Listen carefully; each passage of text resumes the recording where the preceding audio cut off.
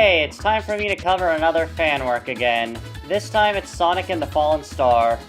If you're asking, why am I covering this? Well, I'm kind of aware that Sonic fans, when it comes to official releases at the least, are kinda stuck with...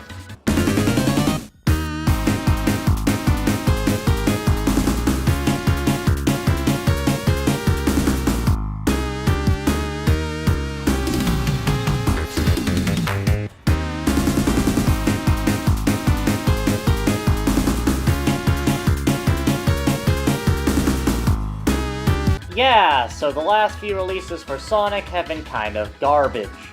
It's left me pretty pessimistic on Sonic Frontiers, but that's more of a video for another day. But I'm more of a former Sonic fan that still has a soft spot for the series, even if it makes me sigh and feel like I have Stockholm Syndrome sometimes. But I can tell you that Sonic fans certainly need a few good games to bite their teeth into, and, well, today's one of the good ones. Sonic fanworks have the most extreme sliding scale of quality, and this one's pretty high up there. So with this all being said, let's just get into a little bit about how I found out about this game and how I'm recording it. So a small extraneous note about how I found out about this game and what I'm running it on, because spoiler, it just kind of fiddled with recording on my PC. Weirdly, the recommendation came from a Twitter mutual out of nowhere. I won't go into the mutual themselves because, well, I try to respect privacy as much as I can, but this was good enough to just wind up as a video. As for what I'm running it on, I didn't think I'd be able to bring out the Steam Deck again for recording so soon, but here we are. At the least, when I was first starting up, almost all of my troubles with Sonic and the Fallen Star was the fact that it didn't want to play right with OBS, or just with switching windows in general. So I used the Steam Deck to expedite the recording process, primarily because of the fact that this works fucking great on Proton. I can absolutely confirm that any issues or bugs I bring up with this is not the fault of Proton. So with that out of the way, let's get into how this thing plays. So Sonic and the Fallen Star is, well, it's a 2D Sonic game, big shocker I know. You blast from left to right using speed and momentum-based gameplay as well as a variety of moves and power-up items to further help you along your way. Moves that are plucked from several already existing Sonic games are an extremely powerful spin dash, the super peel out, and the drop dash straight from Sonic Mania. In addition, all of the elemental shields from Sonic 3 and Knuckles and Sonic Mania return, but only one works as it normally does. And that would be the water shield, which still lets you breathe underwater and still lets you bounce like a bubble, but is weirdly cubic for some reason. The lightning shield, though, is now more triangular, and while it keeps the magnetism towards rings, it works completely differently now. The new lightning shield allows Sonic to dash diagonally downwards. It seemed a bit weird to me at first, but you know how the drop dash lets you do a small dash in midair? This lets you do the same thing, sort of, it just doesn't roll, allowing you to keep your momentum up a lot more easily. It took a while for it to click, but yeah, no, this is kind of a neat alternate take. The fire shield still offers protection from anything fire-based, even a freaking artificial sun, but now it acts more like the red burst wisp from Sonic Colors DS. It allows you to perform 3 additional mid-air jumps with each one increasing in height. In addition, many other zones have their own little gimmicks plastered about. Some of these are brief and some of these aren't. However, throughout, there's a level of cohesion that allows you to string together mechanics in many ways. It's something familiar, done in a refreshing way, and yes, that will be a recurring theme. I'd say it also applies to bosses and mini-bosses. Concepts like the moving bosses come back and range from simple but fun to old concepts being used more effectively with the mobile boss format. I mean, hey, do you want to see the Green Hill Zone Wrecking Ball boss be somewhat of a threat? Well, here you go. I know I'm going to have to spoil one of the bosses for you, so I'll spoil my favorite-ish one. So Crater Carnival's boss fight starts like it's going to be just another standard boss fight. When you knock half of its health off, though, it enters a pinch phase where it destroys the floor and you're stuck in an aerial fight. Much like the aforementioned moving bosses, it also has rings that float up from down below, since regaining lost rings is now a lot harder. I was having this strange concept with a Sonic game called fun. Now, I recognize that that might be controversial to say in 2022, but you know, this game isn't exactly made by Sega. But let me just start the section on the art direction, as it's just gorgeous. Honestly, this game completely and utterly checks off every single box of what makes a Sonic game look visually appealing in ways that are a little bit different from the norm. There's just all of these bright, vibrant colors everywhere, the game's over the top with its art direction, as well as the set pieces. It's just, to try to do a chef's kiss over the microphone, just mwah!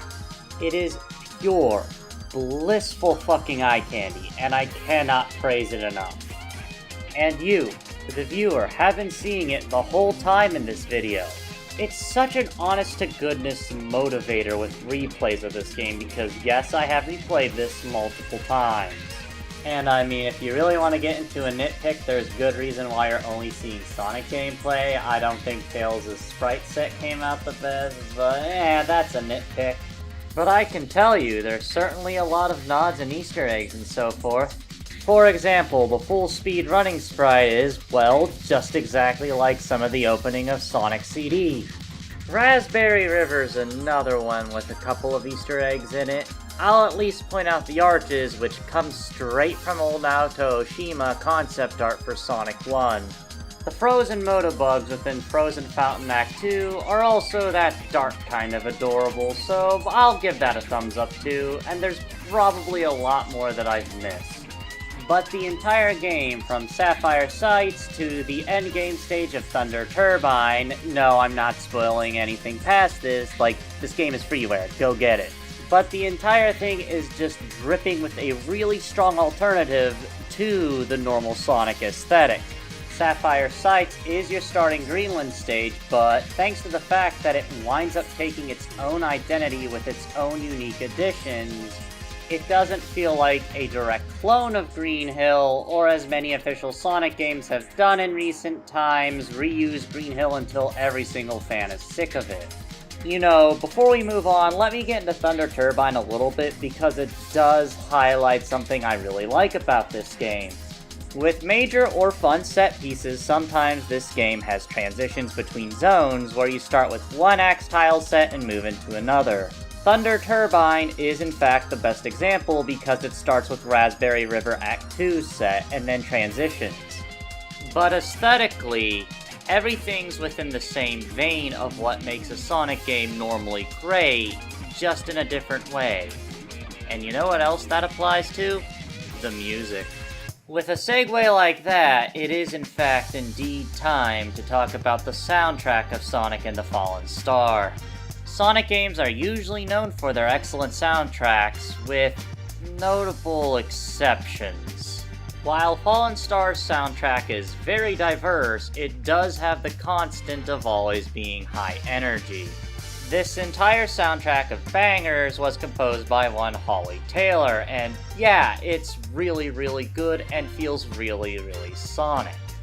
Even if you don't like Sonic, I would recommend picking up the soundtrack because it's completely free, and heck, it's even in lossless for all of you audiophiles out there. To make my case, let me give you samples of 3 of my favorite tracks in the game.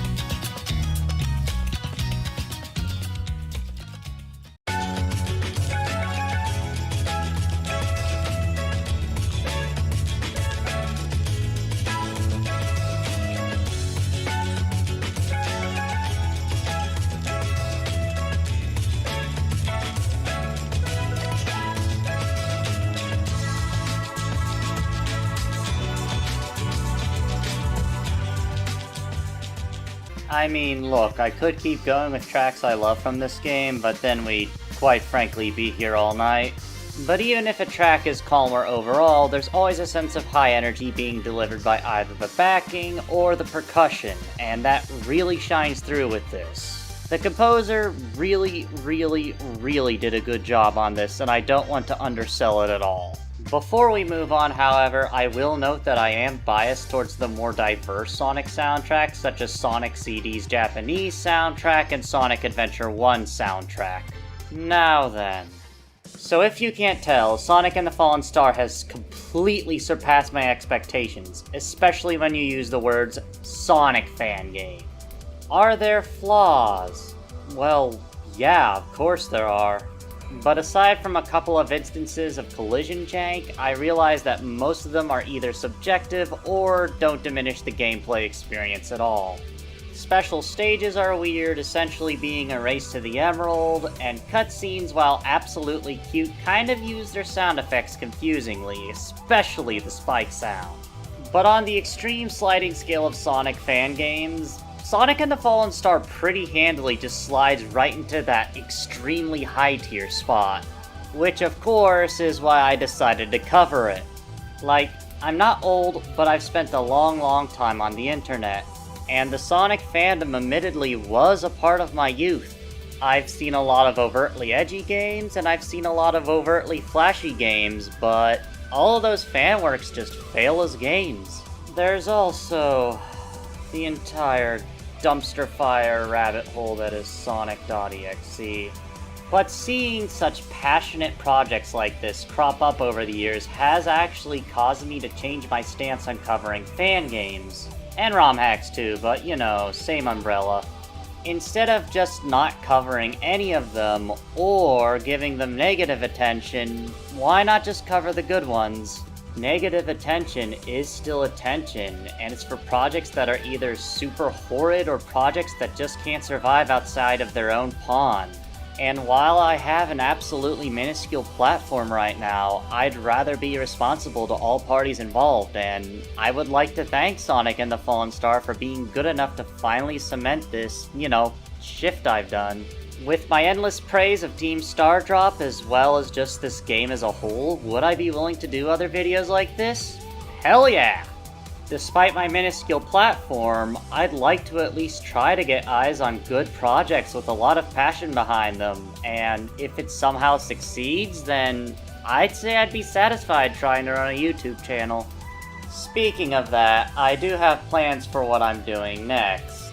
Well, I want to do a video thanks to recent-ish events, at least at the time I wrote the script and recorded it.